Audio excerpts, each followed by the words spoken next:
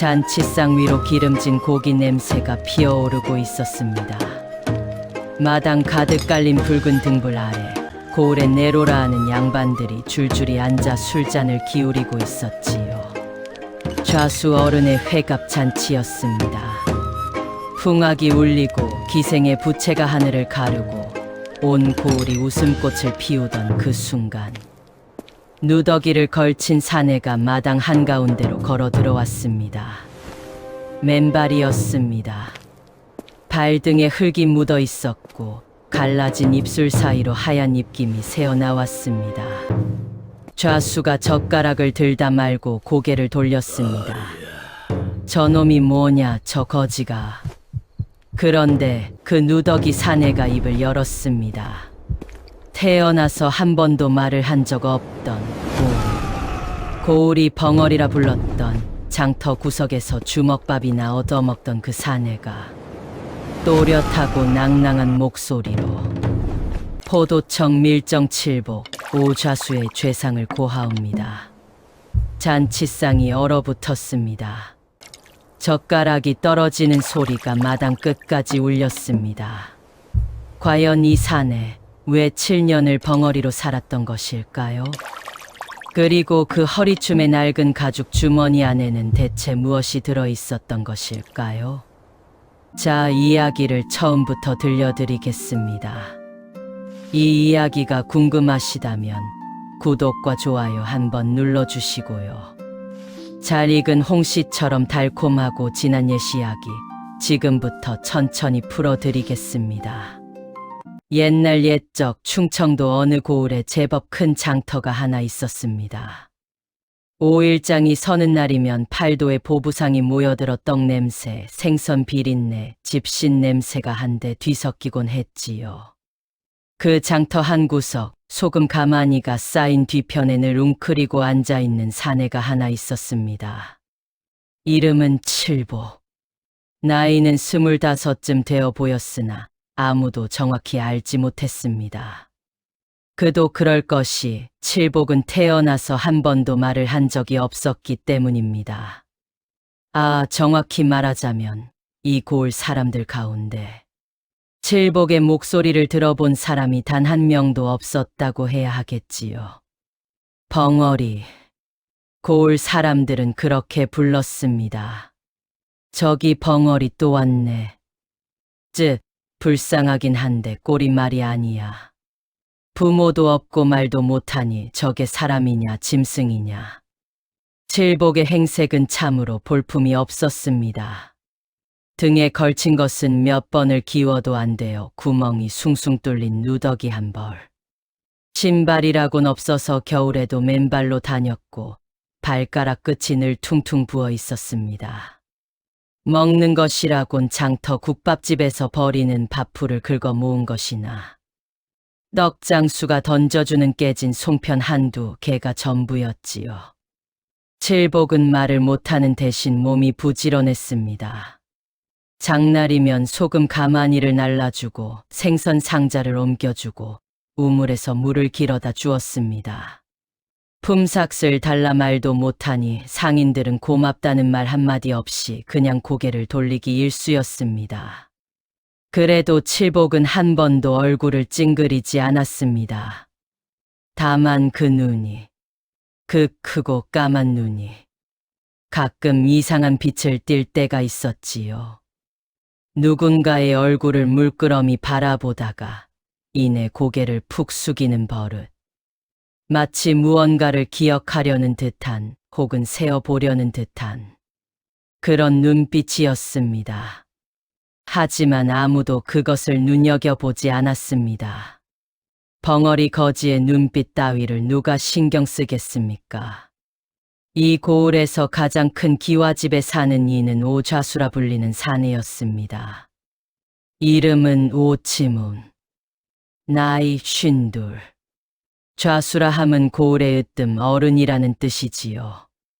오좌수의 집은 대문 기둥만 해도 어른 허벅지보다 굵었고 마당에 돌을 깔아 비가 와도 신발이 젖지 않았습니다.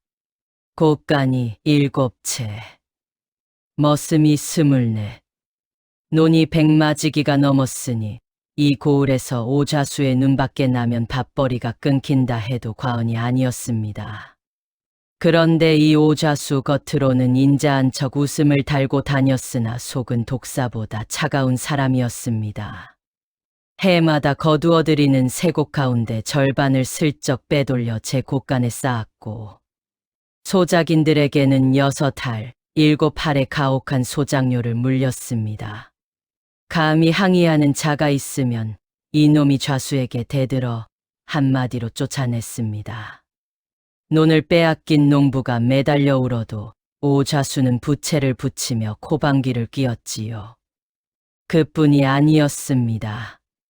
장터의 소금 장사, 포목 장사, 생선 장사 하나같이 오좌수에게 웃돈을 바쳐야 했습니다. 내지 않으면 장터에서 쫓겨났고 쫓겨나면 가족이 굶었습니다. 오좌수의 입버릇이 있었지요. 이 고을에서 내 허락 없이 숨쉬는 놈은 없다. 그런 오좌수에게 칠복은 눈에 거슬리는 존재였습니다.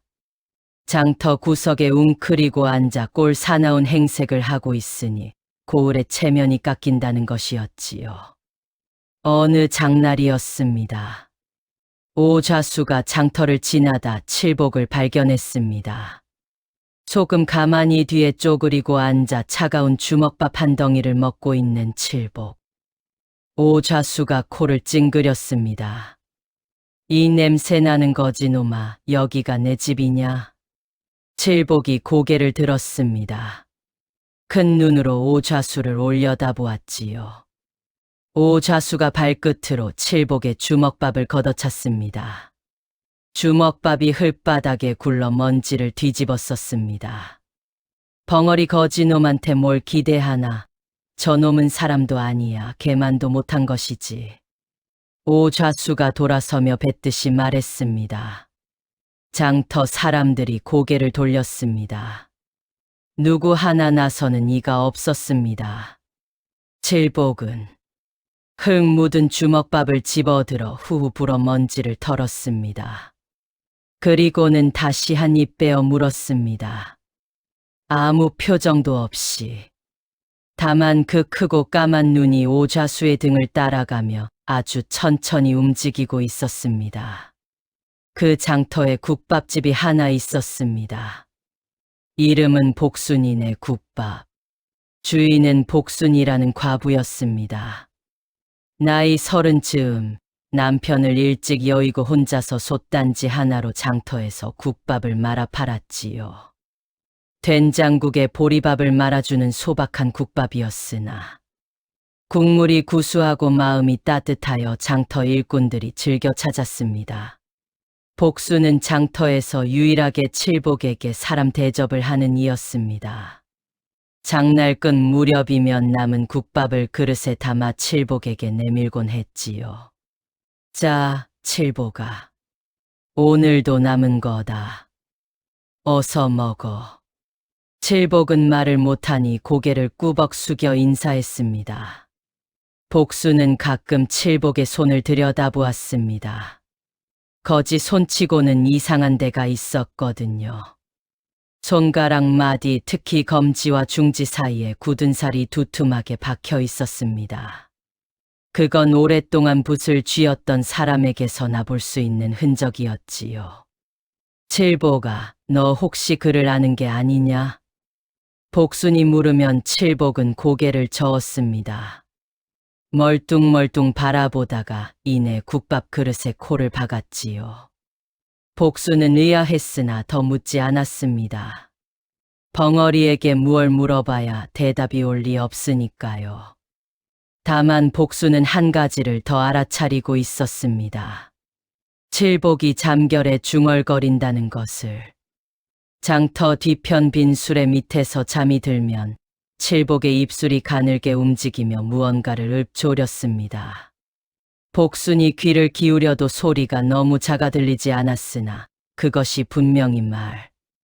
그것도 한문 구절 같은 무엇임을 어렴풋이 느끼고 있었지요. 저 아이 정말 벙어리일까? 복수는 가끔 그런 생각을 했으나 입 밖으로 내지는 않았습니다. 말 못하는 거지 편을 드는 것은 이 고을에서 자기 목에 밧줄 거는 것과 같았으니까요. 그해 가을이었습니다.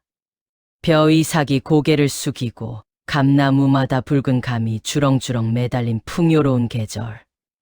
그런데 고을의 농부들 얼굴에는 풍요 대신 근심이 가득했습니다. 올해 또 오좌수가 소작료를 올렸기 때문이었습니다. 작년까지 6알이던 것이 올해는 7알. 걷어들인 벼 10가마니 가운데 7가마니를 가져가겠다는 뜻이었지요. 남는 서가마니로는 겨울을 나기 어려웠습니다. 농부들이 한숨을 쉬었습니다. 올해도 보릿고개를 넘겨야 한다. 아이들 얼굴이 벌써 허옇게 떴어. 그 중에 정노인이라는 이가 있었습니다. 70이 넘은 호라비 노인으로 3대째 이 고을에서 농사를 짓던 사람이었지요. 정노인에게는 아들이 하나, 며느리가 하나, 손자가 셋 있었습니다. 7 식구가 논두마지기로 입에 풀칠을 하고 있었지요. 정노인이 오좌수를 찾아갔습니다. 좌수날이 올해만 소작료를 작년처럼 6알로 해주시면 안 되겠습니까? 식구가 7인데 서가마니로는 겨울을 못 납니다. 오좌수가 부채를 탁 접었습니다. 정노인, 내가 자선을 하는 줄 아나 소작료가 마음에 안 들면 논을 내놓게. 나리. 이 논은 우리 할아버지 때부터. 할아버지. 호호. 땅 문서에 내 이름이 있나? 내 이름이 있지. 오좌수가 싸늘하게 웃었습니다. 싫으면 나가. 이 고을에서 내 땅 안 밟고 살 수 있는 놈이 있으면 나와 보라 그래. 정노인이 주먹을 떨며 뒷걸음질 쳤습니다. 그 광경을 멀찍이서 칠복이 보고 있었습니다. 소금 가만히 뒤에 웅크리고 앉아 까만 눈으로 오좌수의 입을 읽고 있었지요. 그날 밤 정노인의 논이 불탔습니다. 누가 불을 질렀는지는 아무도 몰랐습니다. 다만 논에 불이 붙기 전 오좌수네 머슴둘이 횃불을 들고 논두길을 걸어가는 것을 본 사람이 있었습니다. 하지만 그 사람도 입을 열지 못했습니다. 오좌수가 무서웠으니까요. 정노인은 검게 탄 논두렁에 주저앉아 밤새 울었습니다. 며느리가 등을 쓸어주며 같이 울었고 손자 셋은 할아버지가 왜 우는지도 모른 채 옆에서 잠이 들었습니다. 이튿날 아침 장터에 소문이 퍼졌습니다. 정노인이 논을 잃었대. 오좌수가 논을 빼앗은 거야. 불쌍하긴 한데 우리가 뭘 할 수 있겠어. 장터 사람들은 혀를 차면서도 고개를 돌렸습니다. 칠복은 그 아침에도 소금 가만히 뒤에 앉아 있었습니다. 주먹밥 한 덩이를 쥐고 있었으나 한 입도 먹지 않았습니다. 까만 눈이 논이 탄 방향을 바라보고 있었습니다. 그때 칠복의 왼손이 허리춤에 낡은 가죽 주머니를 한번 쓸었습니다. 아주 가볍게, 누구도 알아차리지 못할 만큼. 첫 번째 악행. 정노인의 논을 빼앗은 것은 시작에 불과했습니다. 그 뒤로 10달 동안 오좌수의 횡포는 점점 도를 넘어갔습니다. 장터 포목상 박서방이 웃돈 내기를 거부하자 오좌수가 머슴을 보내 포목을 전부 찢어버렸습니다. 박서방이 관아에 호소하러 갔으나 경감은 오좌수와 한통속이라 문전박대를 당했지요. 증거가 있나? 없지. 그러면 돌아가게. 박서방은 빈손으로 돌아와 가게 문을 닫았습니다. 두 번째 악행. 그해 겨울 초입 소금장수 강영감이 가격을 올리지 않겠다며 버티자 오좌수가 소금 장사 허가를 관하에 압력 넣어 빼앗았습니다. 강영감은 하루아침에 생업을 잃었습니다. 아내가 병들어 약값이 급했건만 벌이가 끊겼으니 약을 살 길이 없었지요. 강 영감이 오좌수 앞에 무릎을 꿇었습니다. 좌수나리, 제발 아내가 죽어갑니다. 오좌수가 차를 한 모금 마시고 말했습니다. 죽고 사는 건 하늘 뜻이야. 내가 의원이냐? 강 영감의 아내는 그의 겨울을 넘기지 못했습니다. 세 번째 악행. 봄이 왔습니다. 들판에 냉이가 올라오고 개울에 얼음이 풀리던 어느 날, 장터 한 구석에서 비명이 울렸습니다. 오좌수의 머슴들이 두부장수 김씨의 솥단지를 엎어버린 것이었습니다. 뜨거운 두부가 바닥에 쏟아지고 김씨가 화상을 입어 팔뚝이 벌겋게 부어올랐습니다. 이유는 간단했습니다. 김씨가 지난달 오좌수에게 바쳐야 할 웃돈 은전 단량을 못 냈기 때문이었습니다. 칠복은 그 장면을 보았습니다. 소금 가만히 뒤에서 까만 눈을 크게 뜨고 모든 것을 보았습니다. 머슴의 얼굴, 솥단지가 엎어지는 각도, 김씨의 비명, 구경꾼들의 눈빛. 그날 밤, 장터가 파하고 사람들이 모두 돌아간 뒤 칠복은 빈술의 밑이 아닌 장터 뒤편 느티나무 아래로 갔습니다. 주위를 살폈습니다. 아무도 없음을 확인하고 허리춤에서 낡은 가죽 주머니를 꺼냈습니다. 주머니 안에서 작은 붓 한 자루와 접힌 종이 뭉치를 꺼냈습니다. 달빛 아래 칠복의 손이 움직이기 시작했습니다. 빠르고 정확한 분놀림이었습니다. 거지의 손이 아니었습니다. 오랫동안 문서를 다뤄온 사람, 수없이 보고서를 써온 사람의 능숙한 손놀림이었습니다. 칠복이 적고 있는 것은 오좌수의 횡포를 날짜별로 정리한 기록이었습니다. 누가 피해를 보았는지, 머슴 누구를 시켜 무슨 짓을 했는지, 태곡을 얼마나 빼돌렸는지, 종이 뭉치맨 아래에는 밀랍으로 봉인된 문서가 한 장 있었습니다. 포도청 인장이 찍힌 밀명서 미밍수였습니다. 칠복은 밀정이었습니다. 포도청에서 보낸 자민 밀정. 7년 전 한양 포도대장 앞에 서서 임무를 받았습니다. 충청도 이 고을의 좌수 오치문, 세곡 횡령과 토색질로 민원이 빗발치고 있다. 그러나 현감이 한 통속이라 관하로는 잡을 수 없다. 내가 들어가서 증거를 모아라. 완벽한 증거가 모일 때까지 절대 들키지 마라. 포도대장이 덧붙였습니다. 칠보가 내가 적임자인 이유는 내 인내심 때문이다. 맞아도 참고 굶어도 참고 모욕을 당해도 참을 수 있는 놈은 이 포도청에 너 하나뿐이야. 칠복은 고개를 숙였습니다. 분부대로 하겠습니다. 그것이 마지막으로 자기 목소리를 쓴 날이었습니다. 그날 이후 7년 칠복은 한마디도 하지 않았습니다. 벙어리 거지, 사람도 아닌 것, 개만도 못한 놈. 온갖 모욕을 들으면서도 입을 열지 않았습니다. 주먹밥을 걷어차이면서도 소리를 내지 않았습니다. 허리춤의 가죽 주머니 안에 증거가 한 장 한 장 쌓여가는 동안 칠복은 세상에서 가장 참을성 있는 벙어리로 살았습니다. 느티나무 아래에서 기록을 마친 칠복이 종이를 접어 주머니에 넣고 고개를 들었습니다. 하늘에 별이 가득했습니다. 한양 쪽 하늘을 바라보며 칠복의 입술이 아주 작게 움직였습니다. 조금만 더. 바람 소리에 묻혀 아무에게도 들리지 않는 7년 만의 혼잣말이었습니다. 봄이 깊어지고 보리가 익어가던 때였습니다. 복순이네 국밥집. 장날 끝 무렵 복순이 그릇에 국밥을 담아 칠복 앞에 놓았습니다. 된장국 냄새가 모락모락 피어올랐지요. 칠복아, 어서 먹어. 오늘은 콩나물도 넣었다. 칠복이 고개를 숙여 인사하고 수저를 들었습니다. 복순이 맞은편에 앉아 칠복을 바라보았습니다. 칠복아. 칠복이 고개를 들었습니다.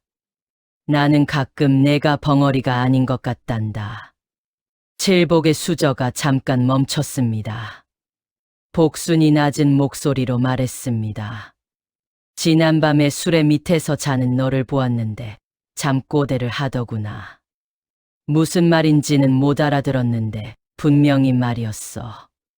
칠복의 까만 눈이 복순의 얼굴을 바라보았습니다. 복순이 손을 내밀어 칠복의 손등을 가만히 덮었습니다. 내 사정이 뭔지는 모르겠다. 하지만 말 못하는 게 아니라 안 하는 거라면 분명 이유가 있겠지. 복순이 미소 지었습니다. 나는 묻지 않을게.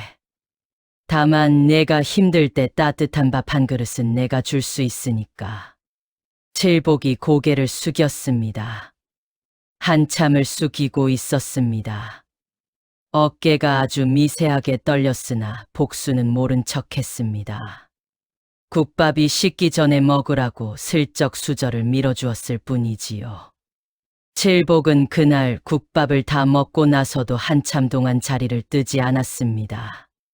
복순이 설거지하는 뒷모습을 까만 눈으로 물끄러미 바라보고 있었습니다. 네 번째 악행. 여름이 왔습니다. 매미가 울고 논에 물이 차오르던 때 오좌수가 장터에서 가장 큰 사건을 벌였습니다. 복순이네 국밥집을 장터에서 쫓아낸 것이었습니다. 이유는 황당했습니다. 그 과부년이 장터 체면을 깎고 있어. 거지에게 밥을 퍼준다니 거지가 더 꼬이잖아. 오좌수가 말했습니다. 진짜 이유는 따로 있었습니다. 복순이 웃돈을 못 냈기 때문이었지요. 머슴들이 와서 국밥솥을 엎었습니다. 뜨거운 국물이 바닥에 쏟아지고 복순이 앞치마가 젖었습니다. 여기서 당장 나가. 다음 장날에 내 가게가 보이면 솥단지를 부숴버릴 테니 알아서 해. 복순이 입술을 깨물었습니다. 눈물이 차올랐으나 울지 않았습니다. 빈 솥을 안고 장터를 나서는 복순의 뒤를 칠복이 따라갔습니다. 복순이 뒤를 돌아보았습니다. 칠복이 서 있었습니다.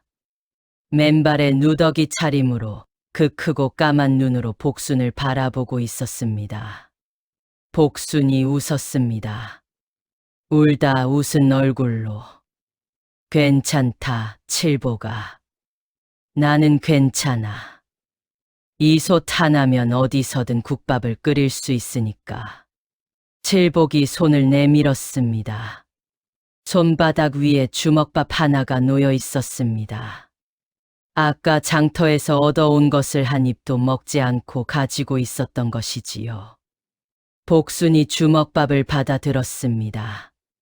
차가운 밥이었지만 그 안에 담긴 마음은 이 세상 어떤 국밥보다 따뜻했습니다. 복순의 눈에서 참았던 눈물이 떨어졌습니다. 고맙다, 칠복아. 바람이 불었습니다. 여름바람이 두 사람의 사이를 지나갔습니다. 다섯 번째 악행. 가을. 추수가 끝나자 오좌수의 횡포가 극에 달했습니다. 정노인이 마지막 남은 밭마저 빼앗겼습니다. 논에 이어 밭까지. 이제 정노인의 가족에게는 아무것도 남지 않았습니다. 정노인의 아들이 오좌수를 찾아가 사정사정했습니다. 좌수날이 아버지가 70이 넘었습니다. 밭이라도 남겨주십시오. 이러면 우리 식구가 다 죽습니다. 오좌수가 비죽 웃었습니다. 죽는 건 내 팔자가 그런 거야. 내 탓을 하려면 차라리 한양 가서 임금한테 따져봐. 정노인의 아들이 이를 악물고 돌아섰습니다. 그날 밤 정노인이 목을 맸습니다. 대들보의 삼끈을 묶고 스스로 목숨을 끊은 것이었습니다. 손자 셋이 할아버지의 차가운 발을 붙들고 울었습니다. 장터에 소문이 퍼졌습니다. 사람들이 울었습니다. 주먹을 쥐었습니다. 하지만 아무도 나서지 못했습니다. 오좌수가 무서웠으니까요. 장례식 날, 칠복이 멀찍이 서서 정노인의 관을 바라보았습니다. 까만 눈에 무언가가 차올랐습니다. 입술이 파르르 떨렸습니다. 그날 밤 칠복은 느티나무 아래가 아닌 고을 뒷산 꼭대기에 올랐습니다. 달이 휘영청 밝은 밤이었습니다. 칠복이 가죽 주머니에서 종이 뭉치를 꺼내 하나하나 펼쳐보았습니다. 7년치 기록이었습니다. 횡령 내역, 토색질 목록, 협박 피해자 명단, 논밭 강탈 경위, 강영감 아내의 죽음, 정노인의 죽음. 종이가 달빛에 하얗게 빛났습니다. 칠복이 중얼거렸습니다. 정노인 어른. 목소리가 갈라졌습니다. 조금만 더 기다리셨으면 조금만 더. 바람이 불었습니다. 가을 바람이 종이를 흔들었습니다. 칠복이 이를 악물었습니다. 이제 됐다. 종이 뭉치 맨 아래에 밀랍봉인 밀명서를 꺼내 달빛에 비추었습니다. 포도청 인장. 칠복이 밀명서 뒷면에 마지막 한 줄을 적었습니다. 증거 수집 완료. 처분을 청합니다. 그리고 품에서 작은 화살촉 하나를 꺼냈습니다. 화살촉에 밀명서를 묶어 활시위를 당겼습니다. 팽. 화살이 밤하늘을 갈랐습니다. 고을 뒷산 너머 30리 밖 역참을 향한 신호였습니다. 그런데 일이 뜻대로 되지 않았습니다. 이튿날 오좌수의 머슴 하나가 장터에서 칠복을 끌어왔습니다. 좌수날이 이놈이 밤에 뒷산에서 뭔가를 쏘는 걸 봤습니다. 오좌수의 눈이 가늘어졌습니다. 뭘 쐈다고? 화살 같은 걸 산꼭대기에서 밤에 혼자 있는 게 수상합니다. 오좌수가 칠복을 불렀습니다. 칠복이 끌려왔습니다. 오좌수가 칠복의 허리춤을 보았습니다. 낡은 가죽 주머니. 저거 벗겨봐. 머슴이 칠복의 주머니를 잡아챘습니다. 칠복이 몸을 비틀었습니다. 필사적으로 주머니를 감쌌습니다.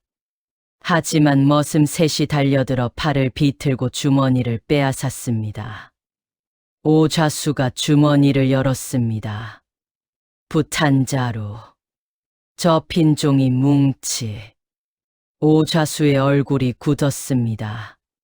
종이를 한 장 한 장 펼쳤습니다. 자신의 횡령 내역이 빼곡하게 적혀 있었습니다. 날짜별로, 금액별로, 피해자 이름별로. 오좌수의 손이 떨렸습니다.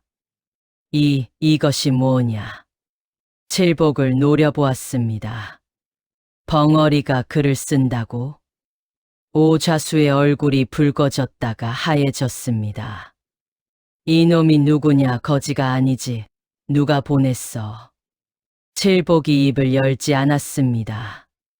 어떤 상황에서도 입을 열지 않는 것이 칠복의 규칙이었습니다. 아직 때가 아니었으니까요. 밀명서는 이미 보냈습니다. 포도청에서 사람이 올 것입니다. 그때까지만 버티면 됩니다. 하지만 오좌수가 종이 뭉치를 아궁이 불에 던져 버렸습니다. 7년치 기록이 불꽃 속에서 타올랐습니다. 칠복의 눈이 커졌습니다. 불꽃이 칠복의 까만 눈에 비쳤습니다. 7년의 인내가, 7년의 기록이, 제가 되어 날아갔습니다. 오좌수가 코웃음 쳤습니다. 벙어리 거지놈한테 뭘 기대하나. 저놈은 사람도 아니야. 개만도 못한 것이지. 같은 말. 7년 전 장터에서 했던 그 말을 또다시 뱉었습니다. 그리고 덧붙였습니다. 증거가 사라졌으니 내 놈은 이제 그냥 미친 거지야. 뒷산에서 혼자 화살 쏘는 미치광이. 누가 믿겠어? 머슴들이 칠복을 끌고 나가 장터 한가운데 내동댕이 쳤습니다. 사람들이 둘러보았습니다. 칠복이 흙바닥에 엎어져 있었습니다. 맨발에 흙이 묻어 있었고 누더기가 찢어져 어깨가 드러나 있었습니다. 아무도 다가오지 않았습니다. 벙어리 거지를 누가 거들떠봐 주겠습니까? 칠복이 천천히 몸을 일으켰습니다. 무릎이 까져 피가 났습니다. 칠복은 아무 소리도 내지 않았습니다. 다만 허리춤을 더듬었습니다. 가죽 주머니는 빼앗겼습니다. 종이는 불탔습니다. 증거가 사라졌습니다.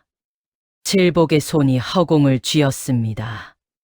그날 밤 칠복은 장터 뒤편 빈술의 밑이 아닌 마을 외곽 빈 방앗간에 숨었습니다. 몸이 떨렸습니다. 추위 때문이 아니었습니다. 7년의 기록이 사라진 것. 그것이 칠복을 흔들었습니다. 어둠 속에서 칠복이 눈을 감았습니다. 끝인가? 손이 떨렸습니다. 그때 삐거 방앗간 문이 열렸습니다. 달빛이 쏟아져 들어왔습니다. 문 앞에 서 있는 사람, 복순이었습니다. 손에 보자기 하나를 들고 있었습니다. 칠보가. 복순이 안으로 들어와 칠복 앞에 앉았습니다. 보자기를 풀자 따뜻한 주먹밥 3개와 된장국 한 사발이 나왔습니다. 장터 안악들한테 물어물어 찾았다. 내가 여기 있을 거라고 왜인지 모르게 느꼈거든. 칠복이 복순을 올려다보았습니다. 복순이 주먹밥을 칠복의 손에 쥐어주며 말했습니다. 오좌수가 내 물건을 빼앗고 불태웠다는 말을 들었다. 칠복의 손이 굳었습니다. 복순이 칠복의 눈을 바라보았습니다. 칠복아, 나는 오래전부터 알고 있었다. 목소리가 낮아졌습니다. 내가 벙어리가 아니라는 것. 칠복이 미동도 하지 않았습니다. 복순이 말을 이었습니다. 잠꼬대만이 아니야. 내 손에 굳은 살, 내 눈빛, 사람을 볼 때 모든 걸 세는 듯한 눈. 그건 거지의 눈이 아니었어. 복순이 보자기 밑에서 무언가를 하나 더 꺼냈습니다. 접힌 종이 한 장이었습니다. 이건 내가 지난 봄 느티나무 아래에서 적다가 떨어뜨린 거야. 바람에 날아온 걸 내가 주웠는데. 칠복의 눈이 커졌습니다. 글씨를 보고 놀랐다. 벙어리 거지가 쓴 글씨가 아니더구나. 오좌수의 쌀 횡령 수량이 빼곡하게 적혀 있었어. 복순이 종이를 칠복의 손에 올렸습니다. 나는 이걸 아궁이 잿더미 속에 숨겨뒀다. 혹시 언젠가 필요할까 싶어서. 칠복의 손이 떨렸습니다. 종이를 펼쳐 보았습니다. 자신의 글씨였습니다. 지난 봄 날린 기록의 일부. 오좌수 곡간 횡령 내역 중 가장 큰 건 세곡 200석 빼돌린 기록. 증거가 한 장이 남아 살아 있었습니다. 칠복이 종이를 가슴에 안았습니다. 어깨가 떨렸습니다. 복순이 등을 쓸어주었습니다. 울어도 돼, 칠복아. 여기는 아무도 없으니까. 칠복은 울지 않았습니다. 다만 고개를 들어 복순을 바라보았습니다. 그리고 칠복이 입을 열었습니다. 아주 작은 목소리로 7년 만에 사람에게 하는 첫말. 고맙습니다. 복순의 눈이 동그래졌습니다. 목소리를 들었습니다. 거칠고 갈라진 목소리였으나 분명히 사람의 말이었습니다. 복순의 눈에 눈물이 차올랐습니다. 그래, 내가 말을 하는구나. 칠복이 고개를 숙였습니다. 아직은 이 목소리를 쓸 때가 아닙니다. 하지만 한 가지만 부탁드려도 되겠습니까? 복순이 고개를 끄덕였습니다. 보름 뒤 오좌수 회갑잔치가 열립니다. 그날 그 잔치에 고을 사람들을 가능한 많이 모아 주십시오. 국밥을 판다든 어떤 구실이든 좋습니다.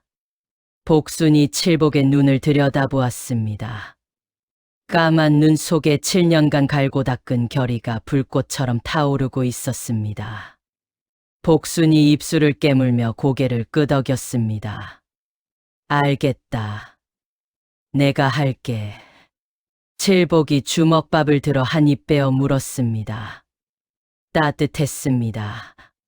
이 세상에서 가장 따뜻한 주먹밥이었습니다. 보름 동안 칠복은 다시 벙어리 거지로 돌아갔습니다. 장터 구석에 웅크리고 소금 가마니를 날라주고 주먹밥을 얻어먹었습니다. 아무도 보름 전 일을 기억하지 않았습니다. 미치광이 거지가 오좌수한테 맞았다는 그 사건 말입니다. 장터 사람들의 기억이란 그런 것이었지요. 하지만 칠복은 놀지 않았습니다.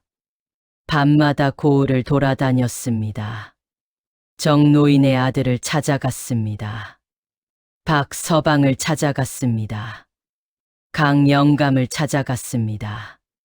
김씨를 찾아갔습니다. 어둠 속에서 문종이 너머로 칠복이 속삭였습니다. 자신의 정체를 밝히지는 않았습니다. 다만 한마디씩 보름 뒤 좌수 잔치에 오십시오. 반드시 오십시오. 좌수에게 당한 모든 것을 되갚을 날이 올 것입니다. 사람들은 의아했습니다. 어둠 속 목소리의 주인이 누구인지 알 수 없었으니까요. 하지만 그 목소리에 담긴 힘을, 그 결연한 기운을 느꼈습니다. 하나둘 고개를 끄덕였습니다. 그리고 한양에서도 무언가가 움직이고 있었습니다. 칠복이 보낸 화살 신호를 받은 역참이 밀명서를 포도청으로 전달했고, 포도청에서는 이미 사람을 내려보내고 있었습니다. 보름이면 도착할 거리였습니다. 보름 뒤 오좌수 회갑잔치 날이 밝았습니다. 가을 하늘이 높고 맑았습니다. 단풍이 울긋불긋 물든 고을 어기로 하인들이 붉은 등을 매달고 마당에는 잔치상이 12상이나 차려졌습니다. 돼지 한 마리를 통째로 굽고 떡을 서말이나 찌고 술을 5항아리나 빚었으니 이 고을에서 이런 잔치는 본 적이 없다 할 만했습니다. 고을의 양반들이 하나둘 도착했습니다. 현감까지 왔습니다. 오좌수가 대청에 앉아 부채를 붙이며 손님을 맞았습니다. 어서들 오십시오. 이 못난 사람이 60갑자를 채웠으니 함께 기뻐해 주시구려. 겉으로는 겸손했으나 눈빛은 오만했습니다. 풍악이 울렸습니다. 기생이 춤을 추었습니다. 그런데 마당 밖이 이상했습니다. 복순이 장터 안악 대여섯을 데리고 잔치 마당 밖에서 국밥을 끓이고 있었습니다. 오좌수 회갑이라 국밥 퍼드립니다. 누구든 오셔서 한 그릇 드세요. 마을 사람들이 하나둘 모여들었습니다. 장터 상인들, 소장 농부들, 정노인의 아들과 손자들, 박서방, 강영감, 김씨, 보름 전 어둠 속에서 그 목소리를 들은 사람들이 하나둘 모여들었습니다.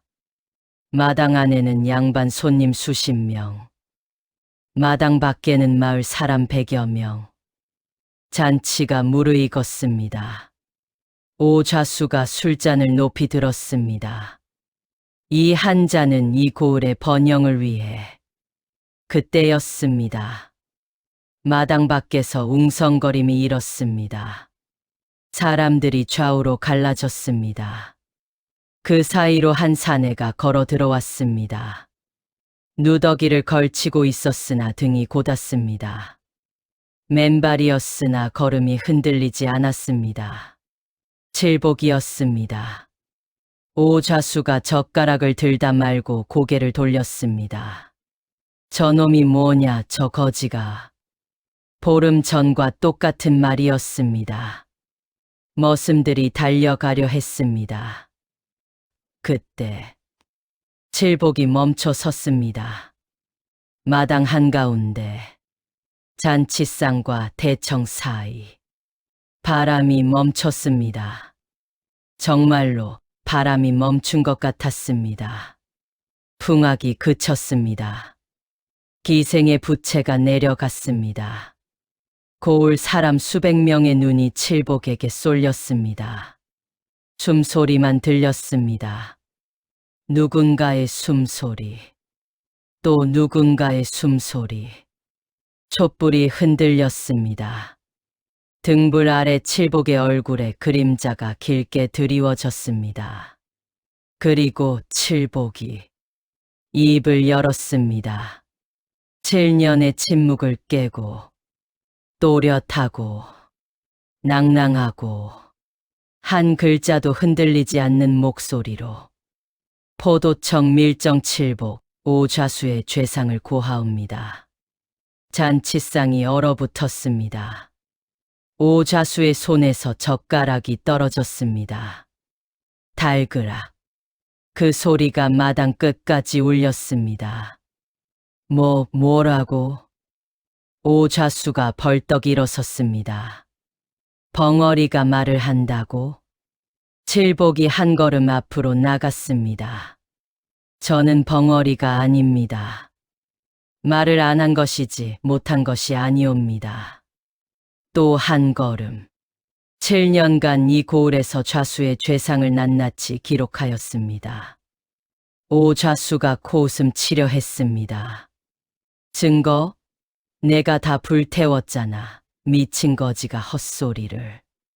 칠복이 품에서 종이 한 장을 꺼내 들었습니다. 복순이 보관해준 그 종이. 바람에 날린 한 장의 기록. 세곡 200석 횡령 내역. 날짜와 곳간 번호, 빼돌린 경로가 모두 적혀 있습니다. 오좌수의 얼굴이 흙빛으로 변했습니다. 그건 한 장에 불과해. 한 장 가지고 뭘 증명하겠다고. 칠복이 고개를 돌렸습니다. 마당 밖을 바라보았습니다. 그곳에 서 있는 사람들. 정노인의 아들. 박서방.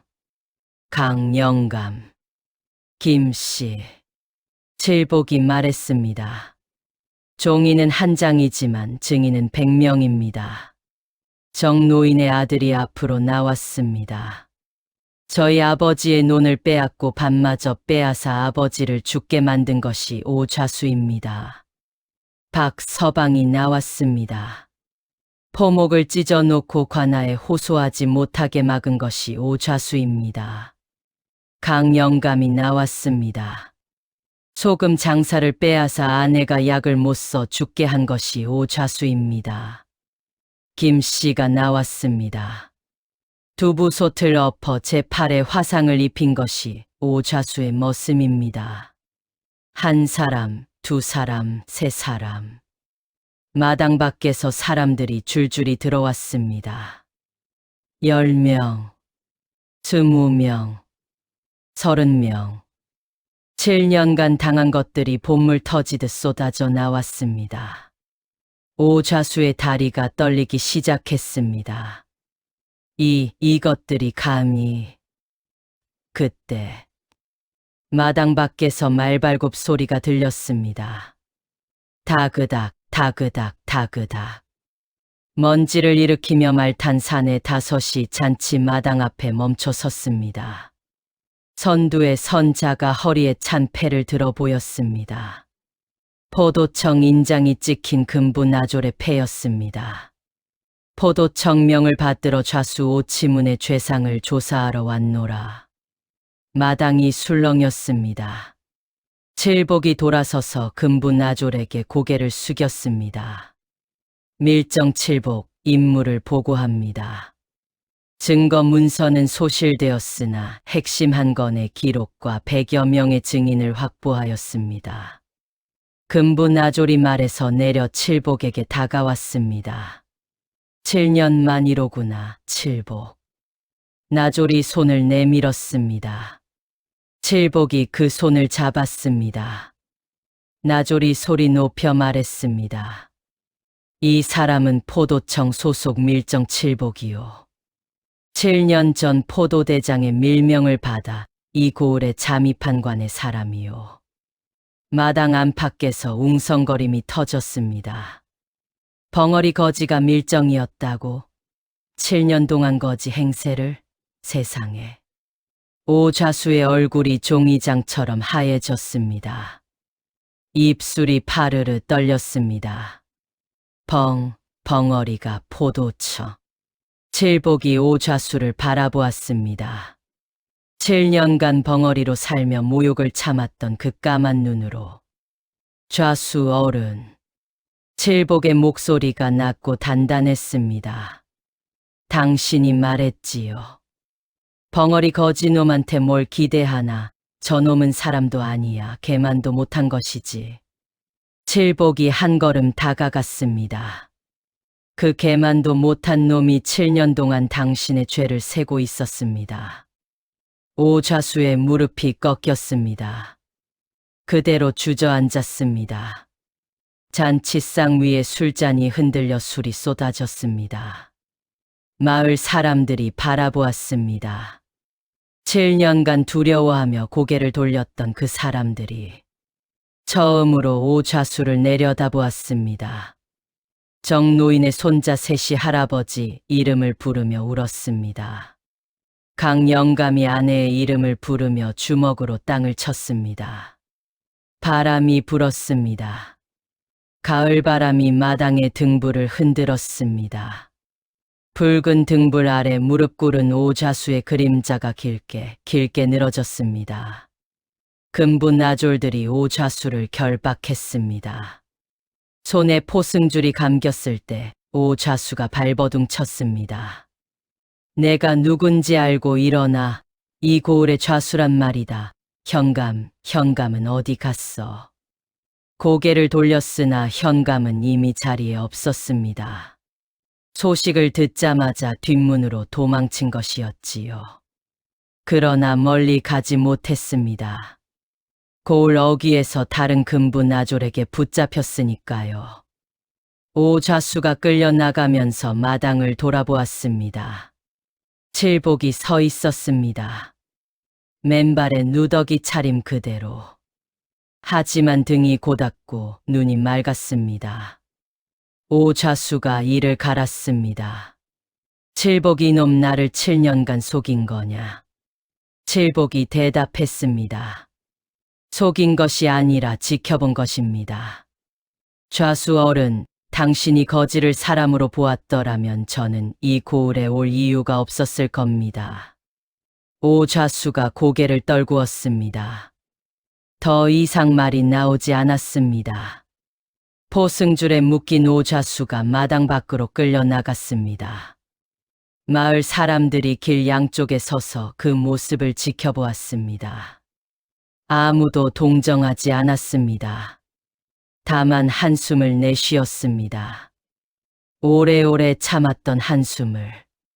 7년치 한숨을. 후. 바람에 실려 한숨이 고을 밖으로 날아갔습니다. 잔치 마당이 텅 비었습니다. 무너진 잔치상 위에 꺼진 등불이 나뒹굴었습니다. 칠복이 마당 한쪽에 가만히 서 있었습니다. 사람들이 하나둘 다가왔습니다. 정노인의 아들이 와서 칠복 앞에 무릎을 꿇었습니다. 은인이십니다. 아버지의 한을 풀어주셨습니다. 박서방이 왔습니다. 몰라봬서 죄송합니다. 그때 장터에서 당신을 거지라고 무시했었는데 강영감이 왔습니다. 아무 말 없이 칠복의 손을 잡고 울었습니다. 칠복이 하나하나 손을 잡아 주었습니다. 제가 조금만 더 빨랐더라면 정노인 어른을 살릴 수 있었을 텐데, 강영감 사모님을 살릴 수 있었을 텐데. 칠복의 목소리가 떨렸습니다. 늦어서 죄송합니다.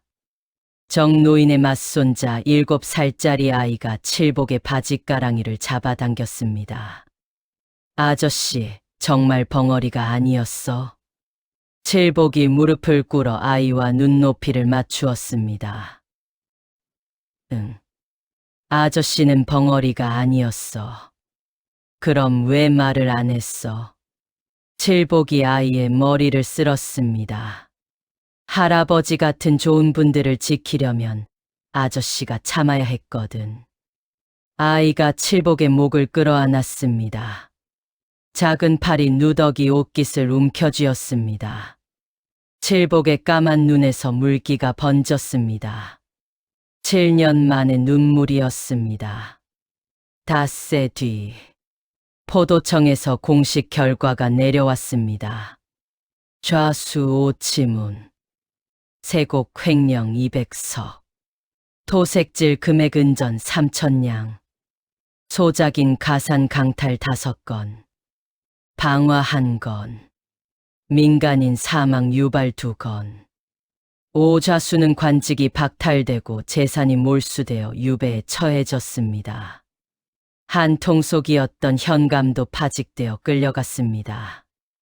몰수된 재산은 피해 농가에 되돌려졌습니다. 정노인의 논과 밭이 아들에게 돌아갔습니다. 박서방이 포목 가게를 다시 열었습니다. 강영감이 소금 장사를 다시 시작했습니다. 복순이도 장터에 국밥집을 다시 차렸습니다. 봄이 왔습니다. 장터에 꽃바람이 불었습니다. 복순이네 국밥집 앞에 사람들이 줄을 서 있었습니다. 된장국 냄새가 장터에 퍼졌습니다. 복순이 국밥을 퍼주며 콧노래를 불렀습니다. 가게 한쪽에 새 현판이 걸려 있었습니다. 복순이네 국밥 누구든 환영합니다. 칠복은 포도청으로 복귀 명령을 받았습니다. 한양으로 돌아가야 했습니다. 떠나는 날 아침, 칠복이 복순이네 국밥집에 왔습니다. 새 옷을 입고 있었습니다. 신발도 신고 있었습니다. 하지만 얼굴은 그때 그 칠복이었습니다. 까만 눈, 조용한 표정. 복순이 국밥 한 그릇을 내밀었습니다. 마지막 국밥이네. 칠복이 받아들었습니다. 한 숟갈 떠먹었습니다. 같은 된장국이었습니다. 7년 전 처음 얻어먹었던 그 맛. 그런데 왜인지 오늘은 더 짰습니다. 눈물이 섞여서 그런 것인지도 모르겠습니다. 복순이 주먹밥 3개를 보자기에 싸서 칠복에게 내밀었습니다.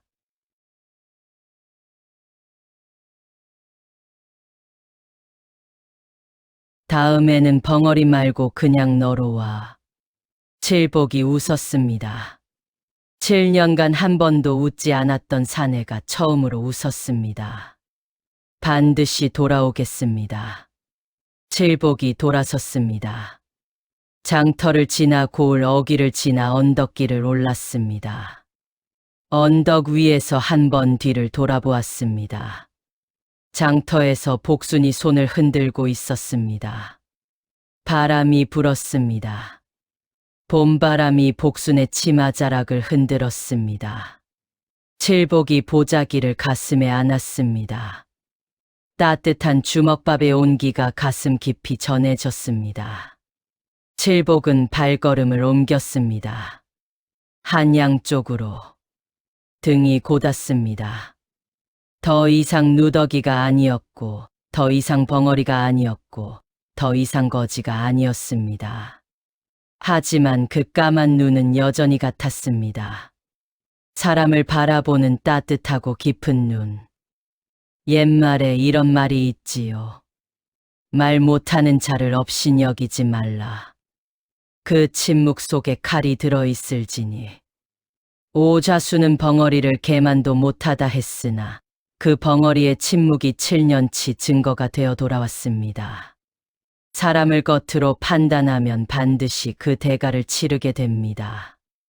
그 뒤로 이 고을에서는 거지에게도 국밥 한 그릇을 내밀고 벙어리에게도 고개를 숙여 인사하는 풍습이 생겼다 합니다. 복순이네 국밥집은 오래오래 장터를 지켰고 그 국밥 냄새는 바람을 타고 먼 데까지 퍼졌다 합니다. 그리고 이듬해 가을 한양에서 한 사내가 이 고을 장터에 나타났다 합니다. 새 옷을 입고 신발을 신은 그 사내가 복순이네 국밥집 앞에 서서 뭐라고 했는지는 글쎄요, 그건 이 이야기를 들으신 여러분이 상상해 보시기 바랍니다. 오늘 이야기 재미있으셨나요? 구독과 좋아요는 다음 이야기를 만드는 큰 힘이 됩니다. 댓글로 가장 소름 돋았던 장면을 알려주세요. 칠복이 입을 여는 순간이 소름이었다.